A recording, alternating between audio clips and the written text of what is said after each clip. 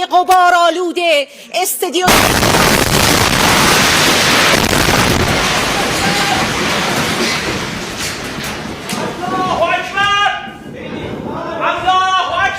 National broadcasting centres को निशाना बनाया जा रहा है। पूरी दुनिया के सामने जो जंगी कवानीन है उनको पामाल किया जा रहा है। तो दोस्तों, पहली बात तो और ब्रेकिंग बात यह है कि अमेरिकी सदर डोनाल्ड ट्रंप नरेंद्र मोदी से मिले बगैर G7 छोड़ गए। जानते हैं कि इसराइल और ईरान की जंग अपने 5वें दिन तक पहुंच गई है। शदीद जंगी जान, लगातार बमबारी, लगातार टकराव, लगातार तबाही और बर्बादी फैलती चली जा रही है। 100 घंटा हो चुका है और ये 100 घंटा बहुत ही बड़ा टाइम है। फिलिस्तीनियों के खिलाफ वही ईरान के साथ बरती जा रही है और अगली बारी किसी की भी हो सकती है। ये लाइव कवरेज चल रही थी इनकी और इस बीच में एक जोरदार धमाका होता है, कुछ चीजें गिरती हैं और आसपास का माहौल जो है उसमें अंदाजा हो जाता है कि यहाँ कोई आसपास मिसाइल गिरा है, कोई बम गिरा है या ड्रोन गिरा है। धमाका होता है बिल्डिंग में, पीछे पड़खच्चे उड़ते नजर आते हैं बिल्डिंग के। वज़ीर आज़म नेतन्याहू ने फिर ईरानी सुप्रीम लीडर आयतुल्लाह खामनेई को कत्ल करने की धमकी दे दी। ईरान ने इजराइल पर बैलिस्टिक मिसाइलों और ड्रोन से हमला किया। इजराइल के हमलों का ईरान ने भी जवाब दिया और इजराइल पर बैलिस्टिक मिसाइलों से हमला किया। मैं आपके सामने रख देता हूँ, लेकिन डोनाल्ड ट्रंप ने अब धमकी लगाई है और उन्होंने वार्निंग दे दी है। डोनाल्ड ट्रंप ने वार्निंग दी है ईरान के शहरियों को और वार्निंग ये दी गई है कि तेहरान को खाली कर दिया जाए। यहां से वापसी मुमकिन नहीं है। ये उस जगह पर आकर सिंह फंस गए कि यहां पर ये सिंह किसी ना किसी के टूटेंगे। यहां से वापसी बहुत ज्यादा मुश्किल है कि यहां से वापसी हो। मैं स्टेटमेंट आपके सामने रखता हूं, इसके रीजन भी आपको देता हूं। एक्चुअली डोनाल्ड ट्रंप अमेरिका में नहीं थे। डोनाल्ड ट्रंप मौजूद थे G7 की मीटिंग में। ये G7 का जो इजलास होता है ये बड़े इंपॉर्टेंट मुल्क हैं, बड़े तगड़े मुल्क हैं।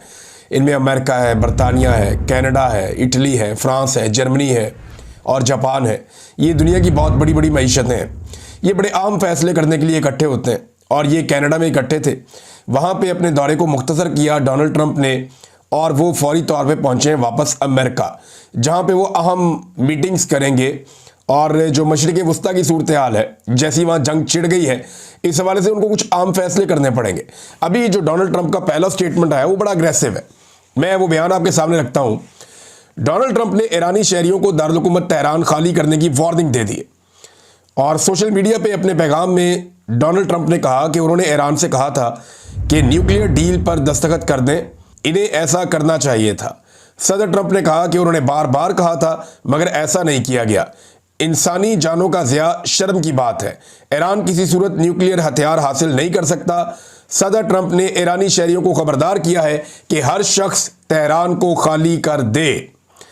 अब ये डोनाल्ड ट्रंप ने इससे पहले भी जनाब बात की G7 में इस हवाले से और वहाँ भी उन्होंने कहा कि ईरान को मुआहदे पर दस्तखत करने चाहिए और हम यकीनी बनाना चाहते हैं कि ईरान के पास एटमी हथियार ना हो और उन्होंने पेशगोई की कि ईरान एटमी डील कर लेगा। अब वो वापस चले गए वाशिंगटन कनाडा से डोनाल्ड ट्रंप और उन्होंने तेहरान को खाली करने की धमकी दी है। इसके बाद हमने कुछ मनाजिर देखे कि तेहरान को खाली किया जा रहा है। ये उससे पहले ही लोग इनखला कर रहे थे। जब जंग होती है तो लोग जो सिविलियन हैं वो बड़े शहरों को छोड़ते हैं और कुछ देही इलाकों में चले जाते हैं क्योंकि वहाँ पे बम गिरने का या ख़तरात जो हैं कम होते हैं। वैसे भी हुकूमत एवैक्यूएशन कराती है। जो इंपॉर्टेंट एरियाज़ होते हैं, जो अहम इलाके होते हैं, उनके आसपास के शहरियों को कहा जाता है कि आप ये एरिया खाली कर दें, जानी ख़तरा है, जान जाने का ख़तरा है, लिहाजा इस इलाके से निकल के महफूज मकाम पर चले जाएं। तो इनखला तो हो रहा था तेहरान से। डोनाल्ड ट्रंप के इस बयान के बाद काफ़ी बेचैनी है। जबकि दूसरी तरफ एक दावा ये सामने आया कि चीन ने अपने शहरियों को हंगामी तौर पर इसराइल छोड़ने का कह दिया है और ये भी उन्हें बताया गया कि अगर उन्हें कोई फ़्लाइट नहीं मिल रही तो वो ज़मीनी रास्ते से उर्दन चले जाएं। लेकिन चीनी जो है वो खाली करें इसराइल को, क्योंकि इसराइल के ऊपर भी बड़े खौफनाक अटैक हो रहे हैं। एक तरफ ईरान के ऊपर मिसाइल हमले हो रहे हैं और एक तरफ इसराइल के ऊपर मिसाइल हमले हो रहे हैं। जो इस वक्त मीडिया है इसराइल का, चाहे आप टाइम्स ऑफ इसराइल को खोल कर देखें, आप हेरिट्स को खोल कर देखें, बाकी जो इसराइल ह्यूम है, बाकी जो अखबारात हैं, वो सारे के सारे एक दावा कर रहे हैं कि अभी बहुत जल्द अमेरिका इस जंग का हिस्सा बन जाएगा। या तो अमेरिका इस जंग का हिस्सा बन जाएगा या फौरी तौर पे जंग बंदी हो जाएगी। दोनों में से एक चीज़ होने जा रही है। आलमी मीडिया को अगर आप पढ़ें तो आपको ये दिखाई देता है।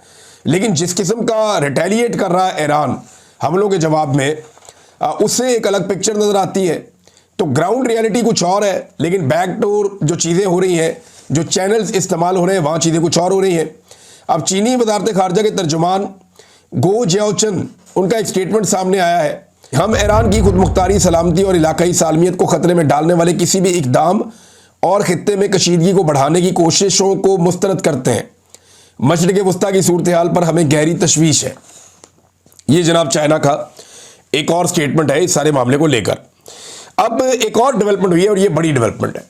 ये डेवलपमेंट है मुसलमान मुल्कों की जानिब से ईरान के ऊपर जो इसराइली जारहियत है उसके खिलाफ मुस्लिम ममालिक का एक मुश्तरका एलामिया जारी हुआ है, जिसमें पाकिस्तान समेत 21 मुसलमान मुल्कों ने इसराइली हमलों की शदीद मजम्मत करते हुए उसे मुस्तरद कर दिया है।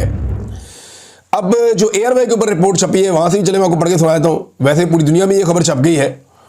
अच्छा, ये जो मुश्तरका एलामिया है इसमें इसराइल की ईरान के खिलाफ फौजी जारहियत और खित्ते में कशीदगी के तनाजुर में ये बयानिया जारी किया गया। जिन ममालिक ने इस बयानिए की तौसीक की है उनमें पाकिस्तान है, इराक है, सऊदी अरब है, कतर है, कुवैत है, मिस्र है, उर्दन है, अलजायर है, Bahrain, Brunei, Chad, Djibouti, Libya, Somalia. Understand, सारी बात उन्होंने तो अपना प्रोपेगेंडा चलाते रहना। अब ये देखें, अब जैसे ये सुलेमान अहमद वो कहता है ईरान कॉल कर रहा है कि तुर्की, सऊदी अरब और पाकिस्तान को मिल के एक इस्लामिक फौज बनानी चाहिए। हाँ जी, पाकिस्तान आपके साथ इस्लामिक फौज, आपके साथ खुदकुशी में पाकिस्तान शामिल होगा, कुछ भी नहीं होना। ऑब्वियसली सऊदी अरब तो इसराइल की साइड पे खड़ा हुआ, ऊपर से उन्होंने बयान दे दिया कि हाँ भाई जंग नहीं होनी चाहिए। लेकिन सारी बात सऊदी अरब ने, जॉर्डन ने तो जो ईरान के प्रोजेक्टाइल्स जा रहे थे सऊदी अरब की एयर स्पेस के ऊपर से, उन्होंने शूट डाउन भी किए हैं सऊदी अरब ने। तो ये कैसा सऊदी अरब है जो ईरान के साथ मिलकर मुस्लिम आर्मी खड़ी करेगा? और ऊपर से इनके प्रोपेगेंडे चेक करें, ये देखें एआई की वीडियोस बना बना के इंटरनेट पे छोड़ी जा रहे हैं और लोगों को, अपनी आवाम को जाहिल बनाई जा रहे हैं। उसी तरह जिस तरह पहले जाली ओवर प्ले करते थे, जो गजा में जो लोगों की अमवात हो रही है, बहुत सारी हुई भी हैं, इसमें कोई डिनाई की जरूरत नहीं है, लेकिन जिस तरह उधर एग्जैजरेट करते थे, इधर अपना ईरान का जो नुकसान है उसको डाउन प्ले कर रहे हैं और इसराइल का जो नुकसान है उसको एग्जैजरेट। जय हिंद दोस्तों, आपका फास्ट नॉलेज फैक्ट में स्वागत है। अमेरिकी राष्ट्रपति डोनाल्ड ट्रंप ने G7 शिखर सम्मेलन से एक दिन पहले ही जाने का फैसला लिया है। व्हाइट हाउस ने इस बारे में जानकारी दी है। इजराइल और ईरान के बीच हो रहे युद्ध को इसकी वजह बताया गया है। व्हाइट हाउस की प्रेस सचिव कैरोलिन लेटिव ने सोमवार को इसकी जानकारी दी। प्रधानमंत्री मोदी भी अभी G शिखर सम्मेलन में पहुंच चुके हैं। इसके अलावा आज रात को माना जा रहा है कि ईरान इजराइल पर बहुत बड़ा हमला करने वाला है। इजराइल ने ईरान के मीडिया हाउसेस पर भी हमला किया है, जिससे ईरान काफी परेशानी में है और उसकी कई सारी मीडिया रिपोर्ट पब्लिश नहीं हो पा रही हैं। दोस्तों, ईरान और इजराइल का आज 5वां दिन है, जो कि बहुत ही खतरनाक तरीके से गुजर रहा है और ना ही रुकने का नाम ले रहा है। इसके अलावा सबसे बड़ी बात यह है कि ट्रंप ने खुद ईरान की राजधानी तेहरान को खाली करने की बात कही है।